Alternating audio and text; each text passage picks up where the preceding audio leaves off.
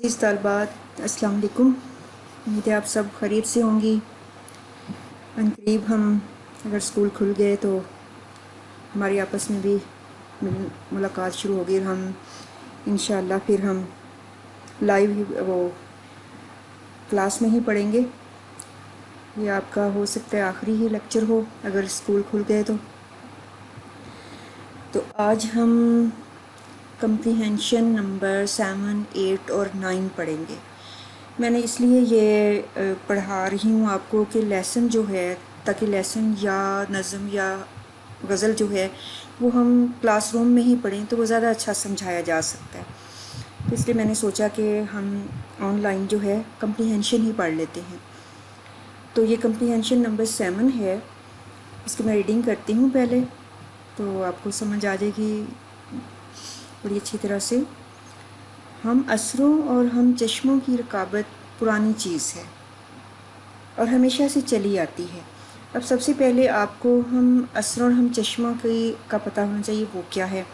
हम असर कहते हैं ज़माने को और हम चश्मों से मुराद है एक ही पेशे के लोग। हम असर एक ही ज़माने के लोग, हम चश्म एक ही पेशे से मुतल्लिका लोग जो हैं उनकी रकाबत जो है, उनकी आपस में हसद कह लें, दुश्मनी कह लें, वो पुरानी चीज़ है। यानी वो हमेशा से चली आ रही है ये बात, जो एक ही पेशे के लोग हों उन्हें एक दूसरे से जेलसी या हसद होता है। एक ही ज़माने के जो लोग हों आपस में, और ज़ाहिर है हम पिछले ज़माने के लोगों से हसद नहीं कर सकते, ना ही हम आइंदा आने वाले लोगों से हसद कर सकते हैं। रकाबत हमें उनसे होगी जो हमारे ही ज़माने के लोग हैं, हमें उनसे कोई ना कोई जो है उनसे कोई शिकवा शिकायत हो सकती है। तो जहाँ तक मुझे उनसे गुफ्तगू का मौका मिला और बाज़ औक़ात छेड़ कर और कुरेद कर देखा, उनकी तहरीरें पढ़ने का इत्तफ़ाक हुआ, मौलाना इस ऐब से बरी मालूम होते हैं। अब इस पैराग्राफ में हमें ये नहीं मालूम हो रहा कि ये किसने लिखा है। जो भी लिख रहा है वो ये मुझे जो है वो है जो भी राइटर है। ये पैराग्राफ किसी भी किताब से लिया गया है। तो जिसने भी लिखा है वो ये कह रहा है कि जहाँ तक मुझे उनसे गुफ्तगू का मौका मिला, उनसे बातचीत का मौका मिला, और बाज़ औक़ात मैंने छेड़ कर या कुरेद का मतलब है यानी बार बार जो है एक बात पूछी या उनकी तहरीरें पढ़ने का इत्तफ़ाक हुआ, तो मुझे ये मालूम हुआ कि मौलाना इस ऐब से बरी मालूम होते हैं। बरी का मतलब होता है पाक साफ भी होता है, निजात या छुटकारा भी होता है। यानी मौलाना में ये ऐब नहीं था। इस लाइन का मतलब ये हुआ। अब यहाँ आपने समझना है कि ये मौलाना कौन है। ये इसमें तो कहीं नहीं लिखा हुआ होगा कि कौन है, या बजाय मतलब वाज़ेह नहीं लिखा हुआ है। हमने खुद समझना है कि किसके बारे में बात हो रही है, कि ये मौलाना कौन है। मोहम्मद हुसैन आज़ाद ने मौलाना शिबली की किताबों पर कैसे अच्छे तबसरे लिखे और जो बातें काबिल तारीफ़ थी उनकी दिल खोल कर दाद दी। यानी मोहम्मद हुसैन आज़ाद जो हैं, उन्होंने मौलाना शिबली ने जो किताबें लिखी उनके बड़े अच्छे उन पर रिव्यू दिए, तबसरे लिखे, कि उनकी तारीफ़ें की और जो बातें उन किताबों में अच्छी थी उनकी तारीफ़ की, दिल खोल कर उसकी उनको दाद दी। मगर इन बुज़ुर्गों में से, अब इन बुज़ुर्गों में से मुराद मौलाना मोहम्मद हुसैन आज़ाद भी हैं, कोई और भी हो सकता है, किसी ने भी मौलाना की किसी किताब के मुतालिक कुछ नहीं लिखा। यानी मौलाना ने भी कई किताबें लिखी लेकिन उनकी किताबों पे किसी ने कोई तबसरा नहीं किया, किसी ने भी उनकी तारीफ़ नहीं की। लाहौर में कर्नल हॉलराइट की ज़ेर हदायत, यानी उनकी हदायत के पेश नज़र जदीद रंग के मुशायरे हुए। उनमें आज़ाद और हाली दोनों ने तबा आजमाई की। यानी मौलाना मोहम्मद हुसैन आज़ाद और मौलाना अल्ताफ़ हुसैन हाली दोनों ने तबा आजमाई की, कोशिश की, उन मुशायरों में शिरकत की। बरखा रुत, हुब्बे वतन, निशात उम्मीद उसी ज़माने की नज़में हैं। आज़ाद अपने रंग में बेमिसल नस्सार हैं। नस्सार एक लफ्ज़ होता है और यह है नस्सार, इसका मतलब नसर लिखने वाला। मगर शेर के कूचे में उनका कदम नहीं उठता। लेकिन मौलाना की इंसाफ पसंदी मुलाहजा कीजिए कैसे साफ लफ्ज़ों में इस नई तहरीक का सेहरा आज़ाद के सर बांधा है। अब इसको आपने समझना है। कर्नल हॉलराइट जो हैं लाहौर में एक थे, क्योंकि अंग्रेज़ दौर था, उनकी ज़ेर हदायत जदीद रंग के मुशायरे हुए। अब आपको भी ये पता होना चाहिए कि जो पुराने मुशायरे होते थे कदीम, उसमें एक मिसरा दिया जाता था। आपको पता है ना कि एक शेर में 2 मिसरे होते हैं, मिसरा दिया जाता था। تو اس میں اس مصرے کے تحت سب لوگ ایک ایک غزل لکھ کے لاتے تھے جو کہ مشاعرے میں پڑھی جاتی تھی۔ جدید جو مشاعرے شروع ہوئے اس میں عنوان دیا جاتا تھا کہ اس عنوان کے تحت شاعر جو ہیں وہ نظم لکھ کے لائیں جو کہ اس مشاعرے میں پڑھی جائے گی۔ تو جو مشاعرے ہوئے ان میں آزاد اور حالی دونوں نے ہی ان میں شرکت کی اور کوشش کی نظمیں پڑھنے کی۔ تو یہ جو نظموں کے نام لکھے ہوئے ہیں یعنی یہ اسی زمانے میں انہیں جدید مشاعروں کے لیے لکھی گئیں۔ آزاد جو ہیں یعنی مولانا محمد حسین آزاد جو ہیں بے مثل یعنی بے نظیر جو ہے نثار ہیں، یعنی نثر نگار ہیں، لکھنے والے ہیں، مگر شعر کے کوچے میں ان کا قدم نہیں اٹھتے کا مطلب ہے کہ وہ اچھے شاعر نہیں ہیں، یعنی شاعروں کی گلی میں وہ نہیں چل سکتے۔ لیکن مولانا کی انصاف پسندی ملاحظہ کیجئے کہ انہوں نے صاف صاف الفاظ میں یہ جو نئی تحریک تھی جدید رنگ کے مشاعرے کی اس کا صحرا یعنی اس کا بانی جو ہے آزاد سے مراد مولانا محمد حسین آزاد کو قرار دیا ہے۔ حالانکہ مولانا محمد حسین آزاد اچھی شاعر نہیں ہیں، اس کے باوجود الطاف حسین حالی جو ہیں انہوں نے اس نئی تحریک کو کا بانی آزاد کو قرار دیا، حالانکہ وہ خود جو ہیں ان سے اچھے شاعر ہیں، اس کے باوجود کہ ان کی اعلیٰ ظرفی ہے کہ وہ خود کو اچھا شاعر نہیں کہہ رہے اور آزاد کو ایک اچھا شاعر قرار دے رہے ہیں۔ تو اب آپ کو سمجھ لگ گئی کہ یہاں اس پیراگراف میں مولانا سے مراد کون ہیں۔ تو اب اکثر ہمیں یہ سوال بھی آتا ہے، پیراگراف جو آتے ہیں اس میں کوسچن پیپر جو ہوتا ہے کہ عبارت کا عنوان بتائیے۔ اب آپ خود سوچیں کہ اس میں کس کے اوصاف بیان کیے گئے ہیں۔ تو یہ پڑھنے سے آپ کو پتہ چل رہا ہے کہ اس میں ایک تو اس کا عنوان ہو سکتا ہے مولانا الطاف حسین حالی اور ان کی انصاف پسندی، یہ بھی ہو سکتا ہے اس کا عنوان۔ کیا مولانا حالی کے اوصاف، یہ بھی ہو سکتا ہے، کیونکہ پہلے دو لائنیں دیکھیں تو اس میں ہم پتہ چلتا ہے کہ ان میں کیا صفت تھی کہ رقابت نہیں تھی، تو مولانا حالی کے اوصاف بھی اس کا عنوان ہو سکتا ہے۔ مولانا حالی کی انصاف پسندی بھی اس کا عنوان ہو سکتا ہے، یا مولانا حالی کی منصفانہ تبصرہ نگاری، یہ بھی اس کا عنوان ہو سکتا ہے۔ یعنی 2-3 عنوان ہو سکتے ہیں، اور جب بھی آپ کا پیپر ہو آپ نے ہمیشہ 2 عنوان لکھنے ہیں۔ اگر آپ کا ایک عنوان غلط ہے تو دوسرا جو عنوان اگر ٹھیک ہوا تو اس کے نمبر آپ کو مل جائیں گے، کیونکہ 2 نمبر کا سوال ہوتا ہے، تو 2 آپ اگر عنوان لکھ دیتی ہیں تو کوئی ایک تو یقیناً ٹھیک ہوگا، تو اس لیے ہمیشہ 2 عنوان لکھنے۔ یہ تو ہو گیا اس کا کوسچن نمبر 1۔ اب کوسچن نمبر 2 ہے کہ اس عبارت میں مولانا سے کون مراد ہیں، وہ آپ کو اب پتہ چل گیا کہ اس عبارت میں مولانا سے مراد مولانا الطاف حسین حالی ہیں۔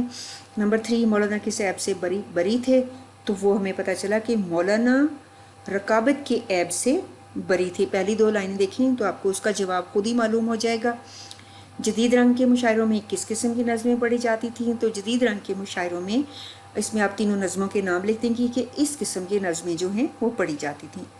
اس کے بعد نثار کے معنی، جو کہ میں نے آپ کو بتایا، نثار کے معنی ہیں نثر لکھنے والا یا نثر نگار۔ مگر شعر کے کوچے میں قدم نہیں اٹھتا کہ معنی بتائیے۔ اب یہ اگلا سوال ہے۔ اب اس کا مطلب ہے کہ مولانا محمد حسین آزاد عمدہ نثر نگار تو تھے مگر عمدہ شاعر نہیں تھے، وہ اچھا شعر کہنے کی صلاحیت نہیں رکھتے تھے۔ داد دینا کے معنی ہیں کسی کی تعریف کرنا۔ داد دینا اس معنی میں بھی ہوتا ہے کسی کا شعر سنتے ہوئے اس کی تعریف کرنا، اس کی صلاحیت کا اعتراف کرنا جو ہے، اس شاعر کی تعریف کرنا بھی داد دینا ہے، یا ویسے داد دینا جو ہے وہ کسی کی تعریف کرنا۔ تبصرہ کسے کہتے ہیں، آخری سوال ہے۔ تو کسی بھی عبارت کی جو ہے منصفانہ طور پہ انصاف سے کسی بھی عبارت کی خوبیاں اور خامیاں بیان کرنا جو ہے، خوبیاں اور خامیاں اجاگر کر کے، نمایاں کر کے اس کتاب کے بارے میں اپنی رائے دینا جو ہے وہ تبصرہ کہلاتا ہے۔ تو کوئی بھی شخص جو ہے، یعنی جو بھی کتابیں لکھی جاتی ہیں اس پہ کچھ لوگ جو ہوتے ہیں وہ تبصرہ لکھتے ہیں، یعنی وہ بتاتے ہیں کہ اس کتاب میں یہ اوصاف ہیں اور یہ خامیاں ہیں، تو انہیں تبصرہ نگار بھی کہتے ہیں، انہیں ہم نقاد بھی کہہ سکتے ہیں۔ تو یہ آپ کی کمپریہنشن ہوگی۔ نمبر 7 آپ کو یہ جو سامنے 3 تصاویر ہیں، تو یہ جو رائٹ سائڈ پہ ہیں مولانا، یہ جو ہیں یہ مولانا شبلی نعمانی ہیں، یہ مولانا الطاف حسین حالی ہیں اور نیچے مولانا محمد حسین آزاد ہیں۔ تو اب ہم اگلا پیراگراف اگلا کمپریہنشن دیکھتے ہیں۔ اسلام نے لفظ قوم کے معنی بدل دیے۔ اسلام سے پہلے کے تمام قومی سلسلے، تمام قومی رشتے نسل یا علاقے سے تعلق رکھتے تھے، لیکن اسلام نے لا الہ الا اللہ محمد رسول اللہ کے تحت ایک نیا روحانی بلکہ خدائی قومی رشتہ قائم کر دیا۔ اسلام کسی سے نہیں پوچھتا کہ وہ ترک ہے یا تاجک، وہ افریقہ کا رہنے والا ہے یا عرب کا، وہ چین کا باشندہ ہے یا ماں چین کا، پاکستان میں پیدا ہوا ہے یا ہندوستان میں، وہ کالے رنگ کا ہے یا گورے رنگ کا، بلکہ جس کسی نے اللہ کی توحید اور محمد رسول اللہ صلی اللہ علیہ وآلہ وسلم کی رسالت کو مان لیا، وہ ایک رشتے میں بن گیا جس سے اچھا اور پیارا رشتہ اور کوئی نہیں۔ تو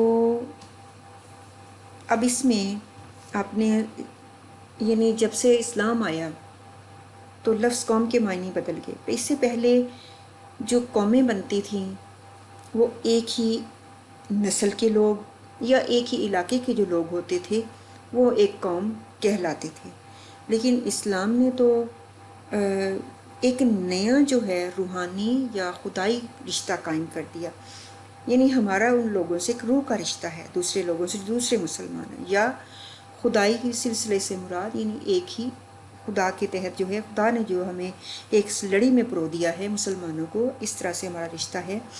تو ہم جب ایک مسلمان ہے ہم اس سے یہ نہیں پوچھتے کہ وہ کون ہے، وہ کس نسل سے تعلق رکھتا ہے، وہ کس علاقے کا رہنے والا ہے، وہ کسی بھی نسل تعلق رکھتا ہے، وہ کالا ہے گورا ہے، ہم صرف یہ دیکھتے ہیں کہ وہ مسلمان ہے تو وہ ہمارا مسلم قومیت کا وہ حصہ ہے، وہ مسلم امت کا ایک مسلم امت سے تعلق رکھتا ہے۔ تو اس لیے اسلام نے لفظ قوم کے معنی ہی جب سے اسلام آیا لفظ قوم کے معنی ہی بدل گئے مسلمانوں کے لیے۔ تو اب پہلا جو سوال ہے، اسلام نے لفظ قوم کو کتنی وسعت دی؟ تو جواب تو یہ ہے کہ اسلام نے تو لفظ قوم کو بے حد وسعت دی، اسے آفاقی بنا دیا۔ اگر ہم یہ کہیں اسے آفاقی بنا دیا، اس کا مطلب یہ ہے کہ ایک سے اتنی زیادہ وسعت دی کہ دنیا کے ایک کونے سے لے کے دوسرے کونے تک اس کو وسعت دے دی۔ مسلمان جو ہیں وہ کسی نسل، رنگ اور جغرافیائی حدود کی، مسلمان قوم کسی نسل، کسی رنگ یا کسی بھی جغرافیائی حدود کی قائل نہیں۔ بس ہمارے ہاں تو یہ ہے کہ جس نے توحید اور رسالت کا اقرار کر لیا وہ مسلم قوم میں، وہ مسلمان قوم میں شامل ہو گیا، یعنی لفظ قوم کو اسلام نے بے پناہ وسعت دی ہے۔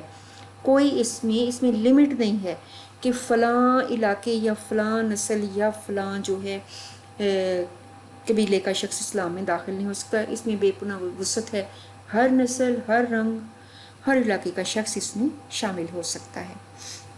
تو اگلا سوال ہے، اسلام میں نسل اور علاقے کا امتیاز جائز ہے؟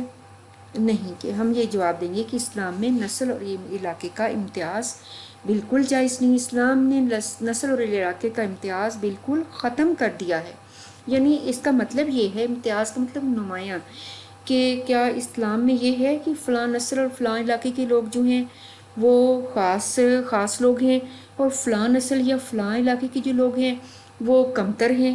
نہیں، اسلام نے کسی قسم کا نسل کا یا علاقائی امتیاز جو ہے وہ ختم کر دیا، اور اسلام میں یہ جائز ہی نہیں ہے کہ کسی قسم کا کوئی امتیاز جو ہے جائز نہیں ہے۔ اسلام نے تو ایک ہی اصول جو ہے وہ سب کے لیے لاگو کیا ہے کہ تمام مسلمان جو ہیں وہ آپس میں بھائی بھائی ہیں، اور اس کے علاوہ تمام مسلمان میں جو ہے آپس میں برابری کا درجہ رکھتے ہیں، یعنی مساوات جو ہے، اسلام نے قوت اور مساوات کو پھیلایا، یعنی سب کو برابر درجہ دیا، کسی کے ساتھ کوئی امتیاز نہیں۔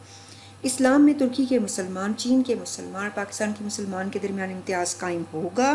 یہ کوشچن ہے تو اس کا جواب بھی نہیں ہے کہ نہیں، اسلام میں ان تینوں علاقوں کے مسلمانوں کے درمیان کوئی امتیاز نہیں، کوئی فرق نہیں، سب آپس میں بھائی بھائی ہیں۔ کیا گورے مسلمان کالے مسلمان پر کوئی فوقیت حاصل ہے؟ تو اس کا جواب ہی نہیں۔ یہ تو بہت ہی آسان آپ کی کمپریہنشن ہے کہ کسی گورے مسلمان کو کالے مسلمان پر کوئی فوقیت حاصل نہیں۔ اسلام نے گورے اور کالے کے امتیاز کو ختم کر کے مساوات کا درس دیا ہے۔ اسلام نے سب کو برابری کا درس دیا ہے۔ یہاں پہ آپ حضور پاک کا جو خطبہ حجۃ الوداع ہے، آخری جو خطبہ ان کا ہے، تو اس میں انہوں نے ان کا جو ایک ان کی جو کیا کہیں گے اس کو، خطبے میں جو ہے احکامات ہیں وہ یہی ہیں کہ کسی عربی کو اجمی پر اور کسی گورے کو کالے پر کوئی فوقیت حاصل نہیں۔ تو یہ وہ بھی اس میں لکھی جا سکتی ہے۔ اب آگے ہے اس عبارت کا عنوان۔ تو اس عبارت کا عنوان، دو تین اس کے عنوانات ہم دیکھیں گے۔ اسلام کا تصور قومیت، اسلام میں نظریہ قومیت، دونوں ہو سکتے ہیں، تصور قومیت، نظریہ قومیت اسلام میں، یا اسلام کا فلسفہ مساوات، اسلام کا فلسفہ مساوات، اسلام کا تصور قومیت، اسلام کا نظریہ قومیت۔ یہ تین عنوانات جو ہیں میں آپ کو بتا رہی، تو ان میں سے آپ دو بھی یاد کر لیں، تینوں بھی یاد کر لیں تو دو یاد رہ جائیں گے، تو دو لکھیں تو زیادہ بہتر ہے۔ اب ہم اگلا دیکھتے ہیں، کمپریہنشن نمبر 9۔ یہ جو پیراگراف ہے یہ موسٹلی تقریباً یہ پیپر میں آتا ہے، بورڈ پیپر میں، ایک یہ اور ایک جو فرسٹ ہے، یعنی کامن یہ جو ہیں پیراگراف آتے ہیں۔ اب اس میں ہے پیراگراف جو ہے کہ سکون کے وقت سمندر کا دیدار آنکھوں کو فرحت بخشنے والی چیز ہے۔ فرحت بخشنے والی یعنی سکون بخشنے والی، خوش کرنے والی چیز ہے۔ اب سکون کا وقت کون سا ہے؟ سکون کا وقت جو ہے زیادہ تر ہم الصبح کا وقت جو ہے اسے کہہ دیتے ہیں سکون کا وقت۔ تختہ جہاز پر کھڑے ہو کر دیکھیں تو لہروں کا ایک لاتعداد سلسلہ نظر آتا ہے، یعنی اگر آپ کسی جہاز میں ہوں اور جہاز کا جو عرصہ ہوتا ہے، یعنی جو اس کا صحن کہہ لیں ہوتا ہے بڑے جہازوں میں، تو اگر آپ وہاں کھڑے ہو کر دیکھیں تو دور تک اگر سمندر میں دیکھیں تو لہروں کا ایک لاتعداد سلسلہ نظر آتا ہے، جو ہوا کے نرم نرم جھونکوں کے اثر سے سمندر پر قریب قریب ہر وقت آتے رہنے سے ایک دوسرے کے پیچھے حلقے بناتا چلا جاتا ہے۔ یعنی لہریں جو ہیں وہ جہاز کی طرف آتی ہیں پھر واپس جاتی ہیں، تو اس طرح ایک دائرہ بناتی چلی جاتی ہیں۔ ایسا معلوم ہوتا ہے کہ لہریں ایک دوسرے کے پیچھے دوڑ رہی ہیں۔ صبح کے وقت جب آفتاب نکلتا ہے اور اچھلتی ہوئی لہروں کی سفید جھاگ پر اس کی کرنیں پڑتی ہیں تو کوس قزح کے سارے رنگ دفعتاً شفاف پانی کے تختوں پر چمک جاتے ہیں۔ یعنی اس وقت جب سورج نکلتا ہے تو لہریں چونکہ موجیں لہریں جو ہیں وہ ابھر رہی ہوتی ہیں سمندر میں، تو وہ لہریں جو ہیں سفید رنگ کے جھاگ محسوس ہوتی ہیں دور سے، تو ان پر جب سورج کی کرنیں پڑتی ہیں تو ان کرنوں پہ جب سورج کی کرنیں پڑتی ہیں تو وہ دھنک جو ہے کوس قزح کے 7 رنگ جو ہیں وہ پانی پہ ہمیں پانی جو ہے یوں ہی جو پانی کے تختے سمجھ لیں، جو ہے پانی اس طرح سے جو پھیلا ہوا پانی ہے وہ پانی کے تختے جو محسوس ہوتے ہیں ہمیں، تو ان پہ یہ سارے رنگ جو ہیں اس شفاف پانی پر یہ سارے رنگ نمودار ہو جاتے ہیں۔ اور دور افق کے قریب تو سنہری روپہلی فرش بچھا ہوا نظر آتا ہے۔ اگر ہم دور دیکھیں سمندر میں، اگر ہم جہاز پہ کھڑے ہیں تو سنہری چمکدار جو ہے ہمیں فرش بچھا ہوا نظر آتا ہے، کیونکہ اگر سورج نکل رہا ہو تو اس کی جب کرنیں پانی پہ پڑیں گی تو ہمیں یوں ہی محسوس ہوگا کہ جو فرش ہے دور سے جو سمندر ہے وہ ایک سنہری جو ہے چمکدار فرش بچھا ہوا ہو، جیسے وہ فرش محسوس ہوتا ہے۔ اور وہ فرش بچھا ہوا یوں لگتا ہے کہ چونکہ سورج نکل رہا ہے تو شاہ خاور سے مراد سورج ہے، کہ جیسے ہم کوئی بادشاہ نے اگر آنا ہو تو اس کے لیے جیسے ریڈ کارپٹ بچھایا جاتا ہے یا کوئی اسپیشل جو ہے بچھائی جاتی ہے چیز، پھول بچھائے جاتے ہیں، تو یعنی دور افق پہ جب وہ سنہری فرش بچھا ہوا ہمیں نظر آتا ہے تو یوں لگتا ہے کہ جیسے سورج جو ہے وہ شاہ خاور جو ہے اس کے خیر مقدم کا مطلب اس کو ویلکم کرنے کے لیے، اس کو خوش آمدید کہنے کے لیے ایک جو ہے سامان تیار ہو رہا ہے، یعنی بندوبست ہو رہا ہے۔ تو یہ آپ کا پیراگراف ہے۔ اب یہ ان سب کے تقریباً جو ہیں تمام کوسچنس کے پہلے 3 کوسچنس کے آنسر سیم بنتے ہیں۔ اب سکون کے وقت سمندر کا نظارہ کیسا ہوتا ہے؟ تو پہلی لائن جو ہے وہی اس کا آنسر ہوگا کہ سکون کے وقت سمندر کا نظارہ جو ہے، سمندر کا دیدار یا سمندر کا نظارہ آنکھوں کو فرحت بخشنے والی چیز ہے۔ تو اتنا بھی اس کا آنسر ہو سکتا ہے۔ اور اگر آپ اس کو تھوڑا بڑا کرنا چاہیں تو پھر تو تھوڑا اس کو اپنے الفاظ میں چینج بھی کر سکتے ہیں، ادروائز تو اگر آپ اتنا بھی آنسر کر دیں اس کا تو بھی جواب ٹھیک ہے۔ ورنہ پھر آپ اس کو یہاں تک کر سکتے ہیں۔ یہ جو پہلی دو لائنیں ہیں ایک دوسرے کے پیچھے ہلکے بناتا چلا جاتا ہے، یہاں تک بھی آنسر اس کا لکھا جا سکتا ہے۔ اس کے بعد تختہ جہاز سے سمندر کیسا نظر آتا ہے، تو چونکہ ہم نے تھوڑا اپنے الفاظ میں لکھنا ہے تو اس لیے ہم پہلے کوسچن کو بھی تھوڑا اپنے الفاظ میں اگر ہم کر لیں تو سکون کے وقت سمندر کا نظارہ ہم اسے اپنے الفاظ میں یوں کریں گے۔ پہلا کوسچن ہی دیکھیں، سمندر کا نظارہ بڑا دلکش اور فرحت انگیز ہے۔ ہلکی ہلکی ہوا کے چلنے سے سمندر پر چھوٹی چھوٹی لہروں کے ہلکے نمودار ہوتے ہیں اور وہ آتے اور جاتے رہتے ہیں، دور جاتے رہتے ہیں، اور سورج کی روشنی ان پر طرح طرح کے رنگ بکھیرتی ہے۔ یہ آپ کا فرسٹ کوسچن کا آنسر اپنے الفاظ میں یوں بھی ہو سکتا ہے۔ اس کے بعد دوسرا کوسچن جو ہے، تختہ جہاز سے سمندر کیسے نظر آتا ہے، تو بحری جہاز کے تختے پر اگر کوئی شخص کھڑا ہو تو وہ سمندر کو جب دیکھتا ہے تو سمندر کا نظارہ بڑا پرکشش نظر آتا ہے۔ اب اسے کیا کچھ نظر آتا ہے ان کو ہم لکھ دیں گے۔ اسے لہروں کے حلقے نظر آتے ہیں، لہروں کے حلقے، ٹھنڈی ٹھنڈی ہوا، سورج کی شعاؤں کے منعکس ہونے سے کوسے قزح کے رنگ جو ہیں وہ اسے سب یہ نظر آتے ہیں۔ تو یہ تمام چیزیں جو ہیں بہت بھلی یا خوشنما یا دلکش محسوس ہوتی ہیں۔ یہ اس طرح سے آپ اپنے الفاظ میں اس کو لکھ سکتے ہیں۔ اس کے بعد ہے صبح کے وقت سمندر کا منظر کیسا ہوتا ہے، تو اب صبح کے وقت جب آفتاب نکلتا ہے، یہاں سے آنسر شروع ہوگا، اس کو ہم اپنے الفاظ میں لکھیں گے۔ صبح کے وقت سمندر پر سورج کی شعائیں ترچھی پڑتی ہیں۔ سورج چونکہ ابھی نیچے ہے اس کی شعائیں ترچھی پڑیں گی، اور اسی لیے اس کی شعائیں منعکس زیادہ ہوں گی، یعنی انعکاس جسے کہتے ہیں وہ زیادہ ہوں گی۔ تو اس کی وجہ سے جب وہ ترچھی پڑتی ہیں سورج کی شعائیں، تو اس کی ترچھی روشنی کے باعث ساتوں رنگ جو ہیں قوس قزح کے، اس کے روشنی کے ساتوں رنگ جو ہیں دھنک کی صورت میں یا قوس قزح کی مانند دکھائی دیتے ہیں۔ اور دور افق پر پانی کی لہریں روپہلے اور سنہرے رنگ کا کو بھی دور افق پر پانی کی لہریں جو ہیں سنہری اور روپہلی جو ہے وہ جو سلور کلر ہے وہ جو ہے اس طرح سے چمکتی ہوئی نظر آتی ہیں۔ یہ تمام چیزیں جو ہیں یہ آپ لکھ دیں کہ یہ تمام جو ہے اس طرح سے رنگ جو ہیں وہ بہت منظر جو ہے وہ بہت خوشنما دلکش صبح کے وقت نظر آتا ہے، یہ چیزیں لکھ کے۔ اس کے بعد ہے دور افق کے قریب کیا نظر آتا ہے، تو دور افق کے قریب دور افق پر پانی کی لہروں کے ساتھ روشنی کا جب ملاپ ہوتا ہے، پانی کی لہروں پہ جب سورج کی روشنی پڑتی ہے تو ایک دلکش منظر جو ہے وہ نظر آتا ہے۔ کرنیں جو ہیں پانی سے منعکس ہو کر روپہلی اور سنہری دکھائی دینے لگتی ہیں، تو اس سے آنکھوں کو بہت فرحت ملتی ہے۔ یوں لگتا ہے کہ شاہ خاور کے استقبال کے لیے سامان پیدا کیا جا رہا ہے، سامان کا انتظام کیا جا رہا ہے، یوں بھی ہو سکتا ہے۔ اب یہ آپ کے 4 سوال بنے، تو چونکہ 5 سوال ہوتے ہیں، کمپلسری 5 سوال ہوتے ہیں، تو اس لیے ہم 5واں سوال آپ کو یہ آ سکتا ہے کہ اس پیراگراف کا عنوان لکھیے۔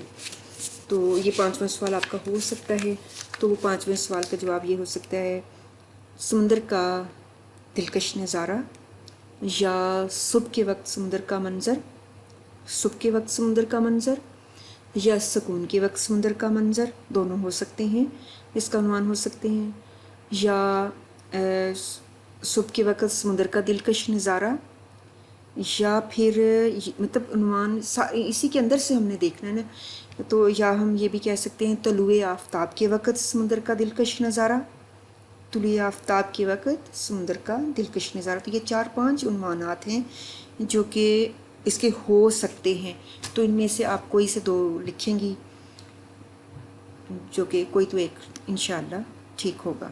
تو یہ اب ہمارے 3 کمپریہنشن ہے اس دفعہ کے، آپ ان کو پڑھیں، آپ ان کے کوسچنس کے آنسر لکھیں اور اسے مجھے سینڈ کریں، یاد بھی کریں، کوسچنس کے آنسر لکھیں، یاد کریں، اور مجھے آپ نے، یہ آپ کا ہوم ورک ہے، مجھے آپ ان سے جو ہے اپنے گروپ میں مجھے سینڈ کر دیں گی۔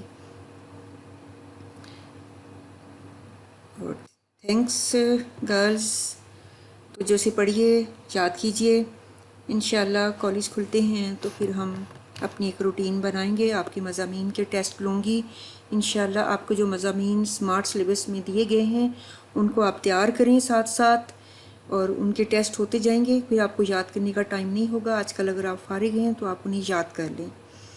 اور تب تک یہ بھی کنفرم ہو جائے گا کہ اسمارٹ سلیبس ہی ہوگا یا کیا چینجنگ اس میں آنی ہے، کیونکہ ابھی تک بورڈ کی طرف سے کوئی کنفرمیشن لیٹر نہیں ہے کہ اسمارٹ سلیبس ہوگا یا کیا سلیبس ہوگا، لیکن امید تو یہی ہے کہ یہی اسمارٹ سلیبس ہوگا۔ اوکے گرلز، اللہ حافظ۔